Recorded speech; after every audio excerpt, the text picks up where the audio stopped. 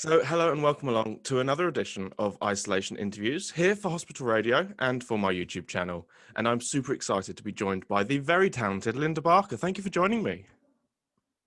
Thank you for asking. It's nice to be here.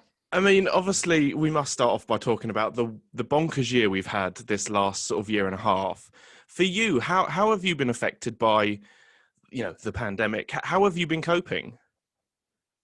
Well, I haven't known anyone that's been acutely affected with COVID, so I feel very fortunate for that. And the isolation, to be fair, was quite interesting in our household. We did a lot of changes. I live in Yorkshire and I live in London, and we bought a big house to renovate in Yorkshire. And actually, during the lockdown, we just decided, like a lot of people, that simplification of life was really important. So we actually sold up in London in lockdown and moved permanently up to Yorkshire. And so that was a very big kind of a decision to make, but it felt entirely natural, and it's been a terrific kind of move for us. And then while we were in the house, I mean, in the early days, it was terrifying. My daughter came from her work in Leamington Spa. She came straight to the house, as did her boyfriend. And so there were four of us, myself and my husband and those two, in the house for lockdown. And it was a terrifying time, wasn't it? We literally kind of shut the gates and no one came in, and we were extremely careful about how we shopped, and that was the early days of living with it. And then, here we are, a good year and a half later, and we're now being able to kind of cope with how we go about living with this virus. So it feels a lot better. But in the early days, it was shocking. Meanwhile, I was going to say, one of the things, obviously, that I think a lot of people in the early days found very odd was the new way that we were having to connect with people, because normally you'd be quite happy to go and see someone in a pub or in a shop. You had to suddenly learn to kind of do these Zoom meetings and see people, speak to them on the phone or do things differently. So, I mean, for you, did you find that was quite nice, or were you kind of a bit strange to it all, really? Well, I really got to love the Zoom. I mean, I was, because we were in our house, everybody was working, but we were kind of locked down, obviously. The Zoom for me was really good. I liked it. In my work, I'm like running around all the time. I'm extremely busy, having two houses as well. I was up and down the A1, the M1 a lot. So we simplified everything right down, and actually it was glorious for us. And the Zoom things was amazing, because, I was doing yoga every day on Zoom with on live yoga sessions, and I was doing training online. Then a lot of meetings were online. And then if I were to do any filming, also that happened at home. So a box would arrive with a camera, with all the sound recording equipment, and you would do everything through a Zoom or Teams. And I found it great. It just enabled me to really kind of stay still, which I don't think I'd done for a long time. And I found that glorious. I mean, did you find you had to sort of learn new skills? Because obviously, I mean, I know that, for example, with me, I've had to learn a bit of video editing and stuff like that for the sort of things I've been doing. And it's kind of trying to adapt, like we say, to a sort of a new normal. So did you find yourself learning any sort of new skills or having to teach yourself things you'd never done before? Well, no, I think I was used to doing all the stuff like down the line interviews, and it was okay, really. I kind of got to grips with it, and I actually loved it. And so even, like doing live radio, it was really good for me, because, from being in Yorkshire, I didn't have to, drive all the way to a studio in London to do an interview. you know, and get all the way back again. So I really did like it. I loved the technology. Sometimes, you know, I'd like be setting stuff up and it wouldn't happen, and I'd be going, oh my Lord. So I was very grateful that, you know, I had, my daughter is very tech savvy, and well, she works for, she's a communications director for a charity. So she's talking on the Zoom, and has been all the time in her employment, you know, not just lockdown. So she kind of knew the ins and outs of the stuff if it wasn't working. So occasionally it'd be like, oh, Jazz, can you come in here quickly? So those moments were quite stressful, but thankfully few and far between. And there was always someone on hand to help. And I imagine as well for yourself, when you moved up to Yorkshire, that for you must, because obviously, you know, for anyone who doesn't know, obviously your kind of your main focus is obviously interior design. So when you get the chance to kind of start afresh on a blank canvas, that must be quite exciting for you to really sort of, you know, show your skills. Well, really, it's an absolute passion. And the house that we bought to renovate is a huge house.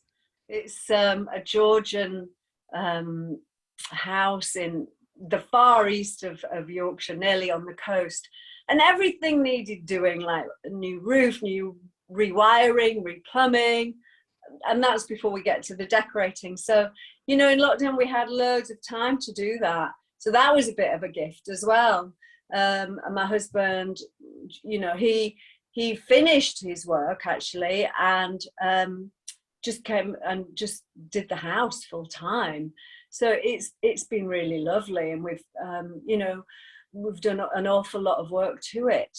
And then, you know, you couldn't get tradespeople to you know, to do everything.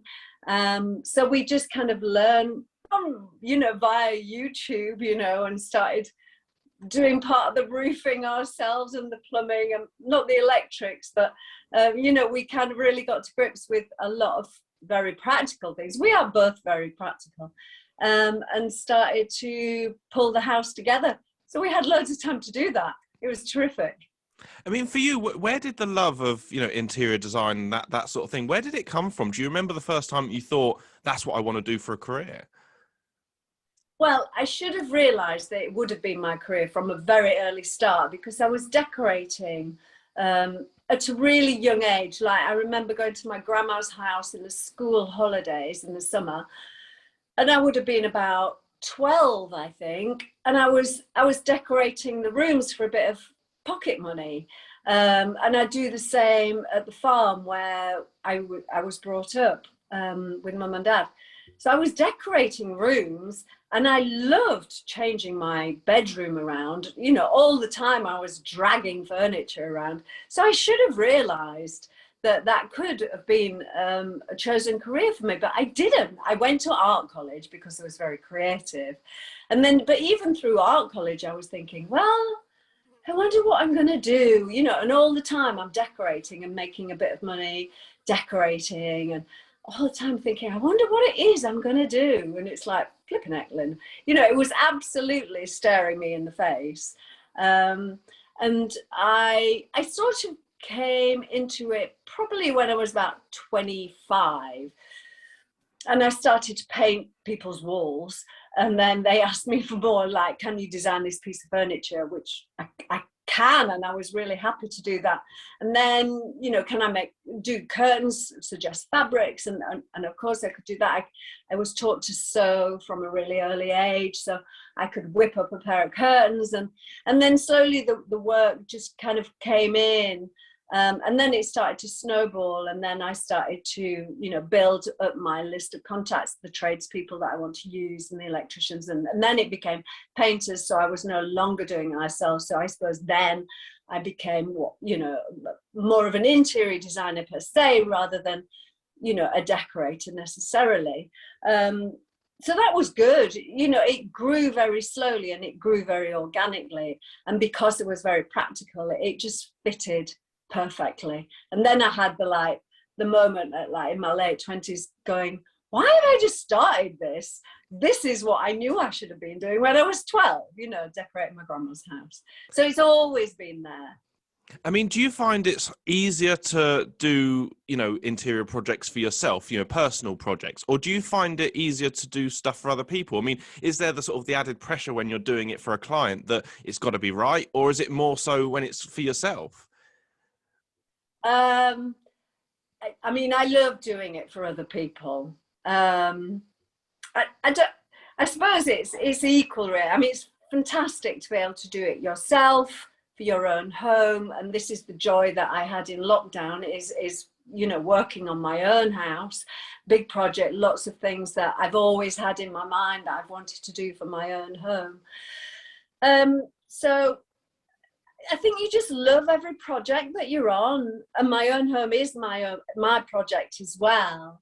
I love both, you know. I love working with people. I love finding out you know, what makes them tick. You know, it's what colors they want to use. So it stretches your imagination. In my home, I know what I like, so I'm like going, I can't wait to do that. I can't wait to do that. I can't wait to use that wallpaper, that color, that piece of fabric, whatever it is.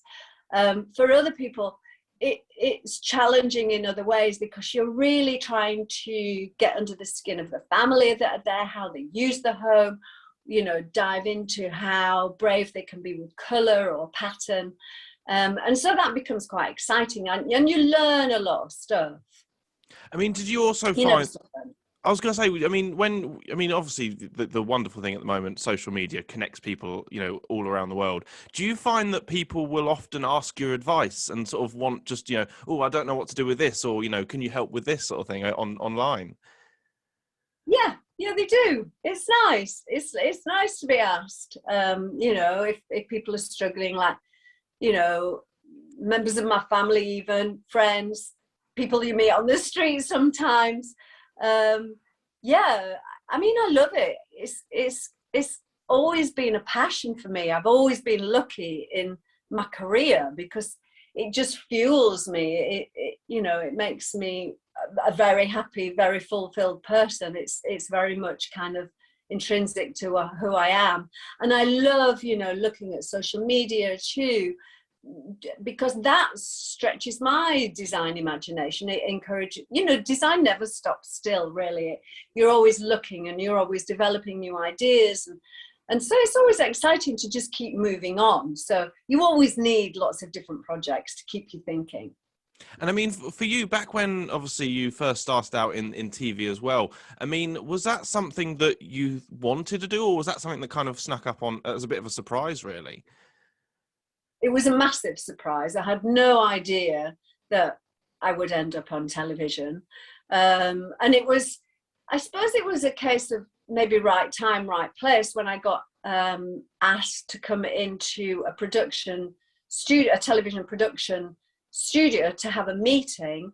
The team had got an idea that they wanted this program called Changing Rooms, and they didn't want necessarily television personalities to drive it. They wanted interior designers or decorators or stylists.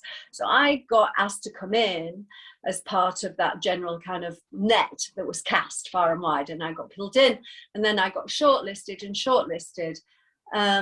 And then I did the pilot with Lawrence Llewellyn-Bowen, and then, you know, that was it. That was the gig. So it was very, very early days of that kind of reality television. I had no idea that they would pick, you know, want me, pick me. I had no idea how I'd got pulled into that net in the first place. I hadn't put my CV out there.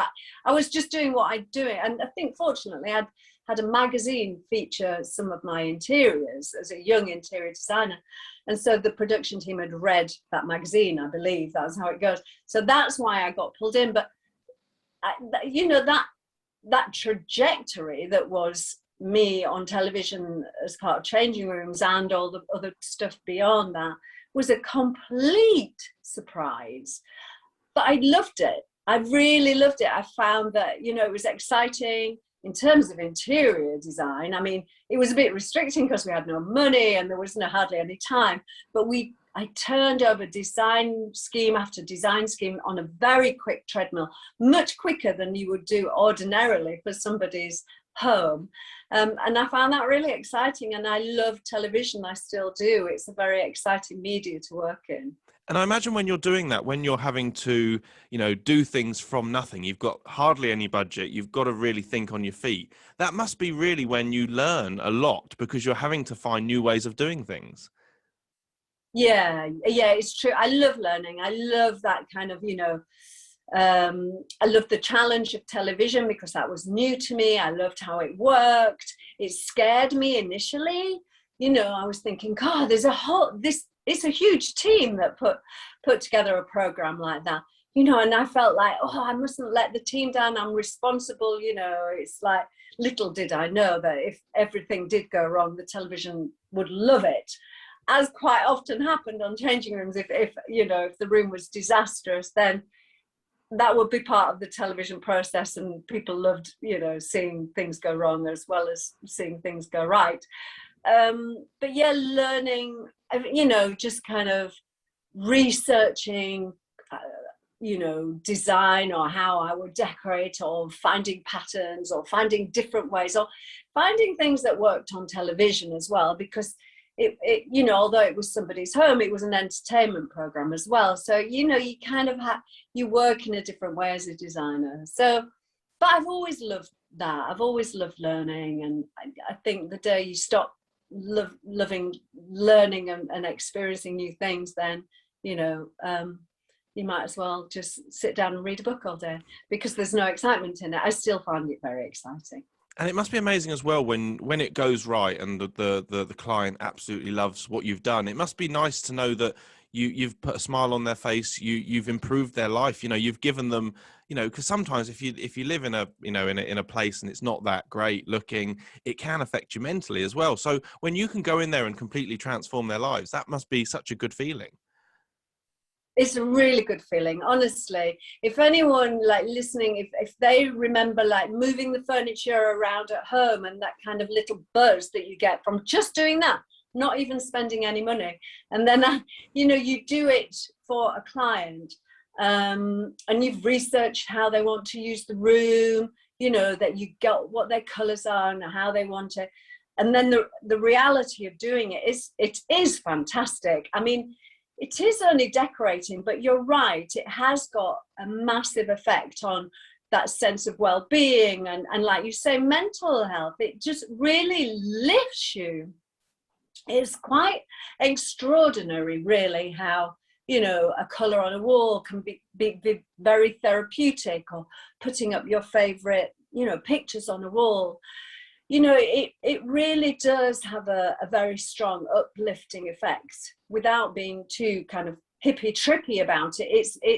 It does kind of blow your mind at times, and people pick up on that energy. It does make you feel very, very good. It's very uplifting, and that's a wonderful part of the job.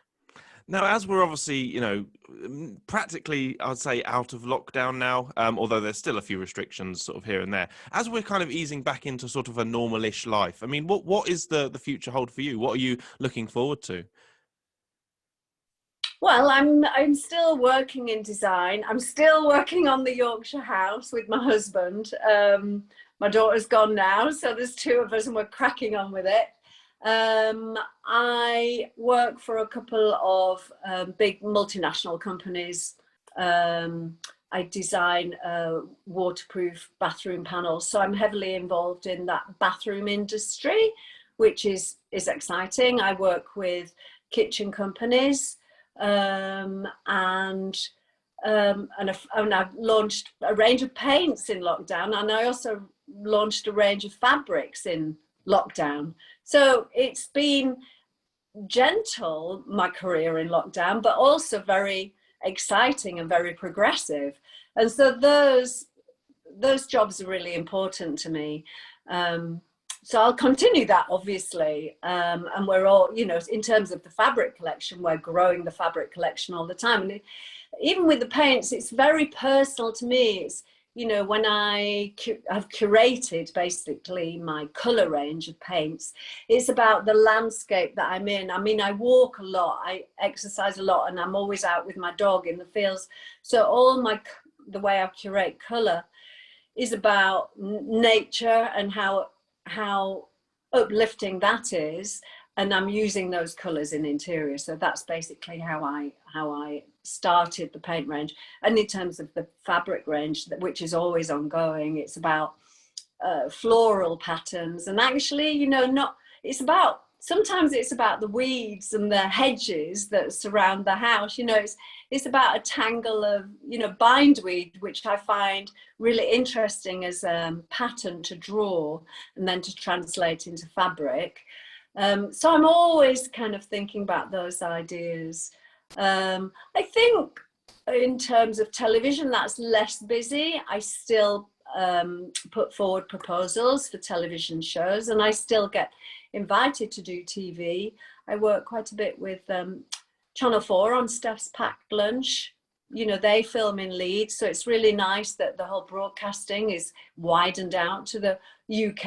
It's like not all London centric now. So, you know, I love doing lots of different aspects to my work. It's definitely rooted in design, colour, pattern, and I feel super fortunate to be continuing doing it. I've got loads of energy to do that, and I just see it progressing, really. I have no intention of not doing it anymore. Now, we must just briefly talk about the amazing NHS. I mean, obviously we're going out on hospital radio.